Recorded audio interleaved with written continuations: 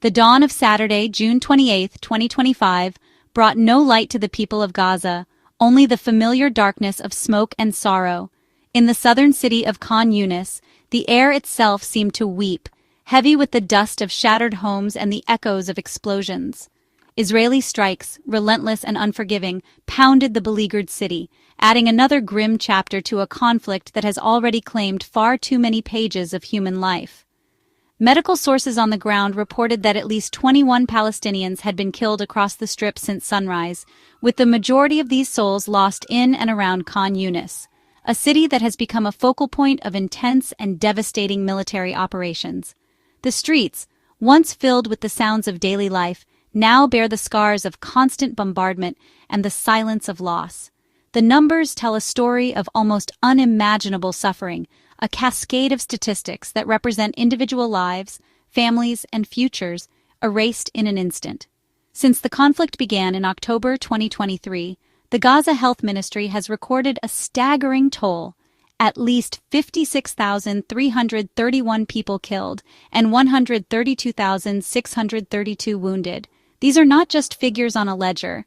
They are parents, siblings, and friends. More than half of those who have perished are women and children, their innocence a casualty of a war that makes no distinction. Each new report of an attack, like the one that killed 12 people taking refuge at Palestine Stadium in Gaza City, adds to the collective wound of a people trapped in a cycle of violence and grief, where every day is a struggle for mere existence. For the families caught in this maelstrom, there is no safe harbor, no sanctuary from the violence that rains down from the skies. In the Muwasi area, designated by Israel as a humanitarian zone, 6 people were killed when a strike hit the tent they called home. This tragic event highlights a terrifying reality for Gaza's displaced population. The places meant to offer safety have become indistinguishable from the front lines. The search for refuge is a constant, desperate journey, but every path seems to lead back to danger. The psychological toll of living under such perpetual threat is immense, eroding the very foundations of hope and security for countless civilians who have nowhere left to turn. The human stories behind the statistics are heartbreakingly personal and profound. Imagine a mother in Khan Yunis, trying to shield her children from the thunderous sounds of war, telling them it is only a storm passing by, even as the ground trembles beneath their feet. Think of a father searching through rubble, his hands raw, calling out the names of his loved ones, praying for a miracle. These are the daily realities for families who once had ordinary dreams of education, of work, of watching their children grow. Now, their world has shrunk to the size of a makeshift shelter, and their dreams have been replaced by a singular, desperate prayer for the violence to end so they can simply live. Beyond the immediate threat of bombs and bullets, a slower, more insidious enemy stalks the people of Gaza: starvation. The struggle for food has become a central, defining feature of daily life, turning the simple act of finding a meal into a perilous quest. For nearly 2.5 months, Israel enforced a near-total blockade, cutting off essential supplies. Although a small trickle of aid has been allowed in since mid-May 2025, it is nowhere near enough to meet the overwhelming need. Desperate crowds of starving people gather at distribution points, their faces etched with hunger and exhaustion, hoping for a small portion of flour or rice to sustain their families for another day. This gnawing hunger is a constant, quiet violence inflicted upon an entire population. The journey to an aid distribution site is fraught with danger and uncertainty. Palestinian witnesses have shared harrowing accounts of these locations becoming scenes of chaos and bloodshed. They allege that Israeli troops have opened fire on crowds as they approach aid trucks, turning a mission for survival into a life-threatening gamble. The Gaza government media office has pointed to reports in Israeli media, claiming they reveal orders for soldiers to deliberately shoot at starving Palestinians. These accusations paint a horrific picture of aid seekers being targeted, transforming humanitarian efforts into what the head of the UN Agency for Palestinian Refugees, UNRWA, has called a killing field. The very places meant to offer relief have become synonymous with fear and death. The consequences of this severe food insecurity are tragically predictable and utterly devastating, especially for the most vulnerable. The number of children who have died from malnutrition and dehydration in Gaza has now risen to 66. Each of these deaths is a profound failure of the international community, a sign that the basic human right to food is being denied. Gaza's officials attribute these preventable deaths directly to Israel's closure of crossings and the systematic obstruction of aid. For a child to die of hunger in the 21st century is an indictment of our shared humanity, a stain that cannot be easily washed away. These children are not statistics. They are the lost future of a generation. The international aid organizations themselves face monumental challenges in their efforts to alleviate the suffering. UN distribution efforts are severely hampered not only by the ongoing hostilities, but also by the breakdown of civil order. Armed gangs, born of desperation, often overwhelm aid convoys, seizing supplies for themselves. The sheer size and desperation of the crowds make orderly distribution nearly impossible. Aid workers, who put their own lives on the line, are forced to navigate a landscape of extreme danger and logistical nightmares.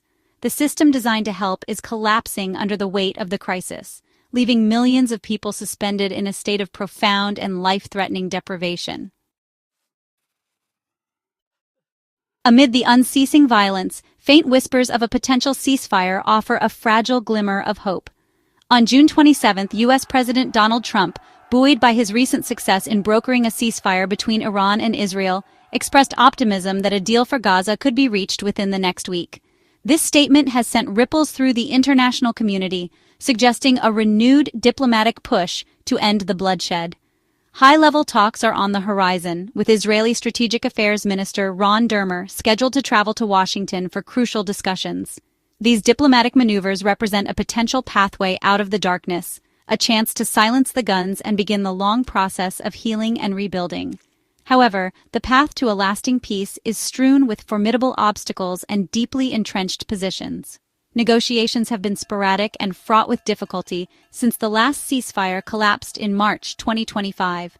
The core demands of the two sides remain fundamentally opposed. Hamas has stated its readiness to release the remaining hostages in exchange for a permanent end to the war and a full Israeli withdrawal from Gaza. In stark contrast, Israeli Prime Minister Benjamin Netanyahu insists that the war will only conclude when Hamas is completely disarmed and its leadership exiled, a condition Hamas is unlikely to accept. This fundamental disagreement has created a diplomatic impasse that has, so far, proven insurmountable. The political dynamics within Israel add another layer of complexity to the negotiations. Prime Minister Netanyahu's public support has recently been bolstered by the separate, short-lived conflict with Iran, potentially giving him more political capital to make difficult decisions. However, his governing coalition includes far-right partners who are staunchly opposed to ending the war, short of what they define as a total victory over Hamas. Their influence exerts significant pressure on Netanyahu, limiting his flexibility at the negotiating table. The fate of any potential ceasefire agreement rests not only on bridging the gap with Hamas, but also on navigating the treacherous currents of Israel's own internal politics. The international community, led by organizations like the United Nations, continues to voice its alarm and condemnation of the ongoing humanitarian catastrophe. The UN has repeatedly called for an immediate humanitarian ceasefire, unimpeded access for aid, and adherence to international law by all parties. Statements from global leaders and humanitarian agencies underscore the urgency of the situation, highlighting the disproportionate impact on civilians and the flagrant violations of human rights. Yet these calls have often been met with inaction, or have been vetoed at the highest levels of international diplomacy, leaving the people of Gaza to wonder if the world has truly abandoned them in their darkest hour. The story of this conflict is also the story of the hostages, a narrative of profound anguish for families in Israel who have been waiting for any news of their loved ones for over 20 months. Of the more than 200 people taken captive on October 7, 2023, it is believed that only around 50 remain in Gaza. The grim reality, as reported by sources, is that fewer than half of them may still be alive, with 49 confirmed to have been killed in captivity.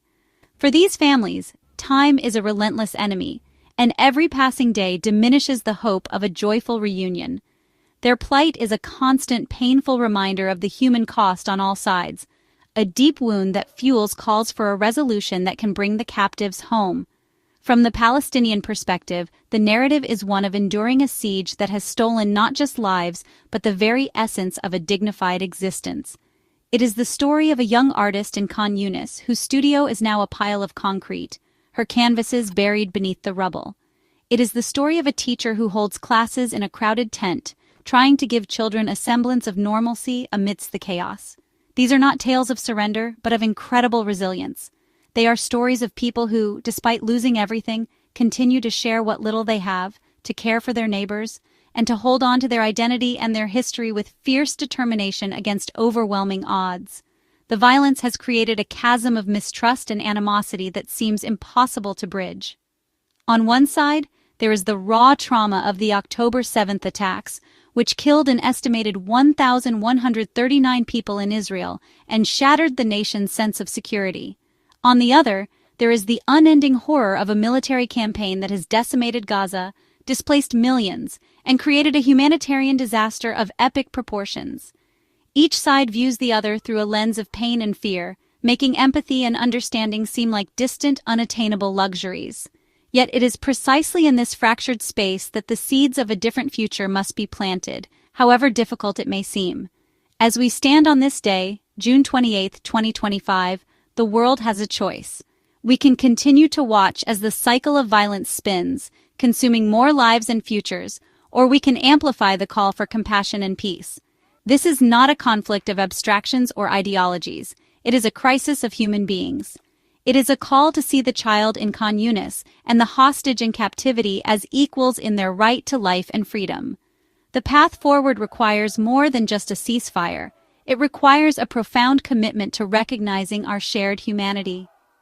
Let us hope that the whispers of peace grow louder than the roar of war, and that a new dawn can finally bring not sorrow, but the genuine light of a just and lasting peace for all.